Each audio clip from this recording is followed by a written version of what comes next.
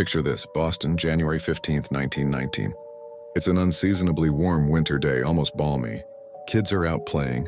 People are enjoying their lunch breaks in the city's North End, a bustling neighborhood packed with Italian-American families. Life is moving at its usual pleasant pace. No one has any idea that in a matter of minutes their world is about to be drowned in molasses. Yeah, you heard me right, molasses. See, looming over the neighborhood was a massive 5-story tall steel tank. It was a monster, holding over 2.3 million gallons of crude molasses owned by the Purity Distilling Company. Molasses was big business back then. It wasn't just for baking. It was the key ingredient for making industrial alcohol, which was essential for munitions production during World War I. This tank was basically a giant sugary piggy bank, but this piggy bank had a dark secret. For years, residents had complained about it. They saw dark, sticky streams leaking from its seams. They heard strange groaning and rumbling sounds coming from within the steel beast. The company's response?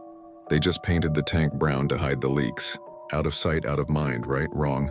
Around 12:30 p.m. on that fateful day, the groaning stopped. It was replaced by a sound witnesses could only describe as a roar, like a machine gun, as the steel rivets shot out from the tank's sides. Then with a deafening crash, the tank completely failed. What followed was a biblical catastrophe, but sweet. A colossal 25-foot-high wave of thick brown goo, weighing thousands of tons, exploded outwards. It moved at an estimated 35 miles per hour, an unstoppable, sticky tsunami. It was absolute chaos. The wave was so powerful it ripped a fire station from its foundation. It buckled the steel girders of the elevated railway track overhead. Buildings were crushed into kindling. People and horses were swept up, unable to escape the viscous, suffocating tide. Imagine trying to run, but the ground itself is a sticky trap pulling you down. The air, once filled with the smells of the city, became thick with a sickeningly sweet scent that would haunt survivors for the rest of their lives. The molasses, now cooling in the winter air, thickened into a deadly glue, trapping victims. Rescuers waited for days through waist-deep sludge, a grim, surreal landscape. In the end, 21 people lost their lives and over 150 were injured. The cleanup took weeks. The harbor was stained brown for months.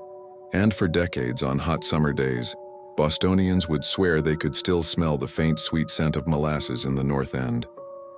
The Great Molasses Flood wasn't just a bizarre historical footnote. It was a horrifying, sticky tragedy that proved that even the sweetest things can have a dark side.